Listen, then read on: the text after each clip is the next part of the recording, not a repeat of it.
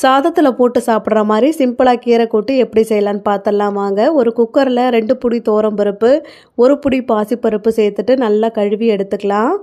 இதோட ஒரு தக்காளி பழத்தை கட் பண்ணி சேர்த்துக்கிறேன். 2 பச்சை மிளகாய், கொஞ்சமாக மஞ்சத்தூள் சேர்த்துட்டு பருப்பு முழுகிற அளவு தண்ணி சேர்த்து 3 விசில் நல்லா வேக வச்சு எடுத்துக்கிறேன். பருப்பு நல்லா வெந்துருச்சு.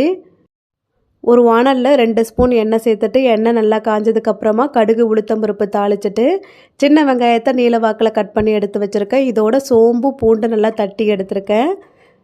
சோம்பு பூண்டு சேர்த்துட்டு கொஞ்சமாக பெருங்காயத்தூள் சேர்த்து வெங்காயம் நல்லா வதங்கினதுக்கப்புறமா கீரையும் சேர்த்துட்டு நல்லா வதக்கி விட்டுக்கலாம்.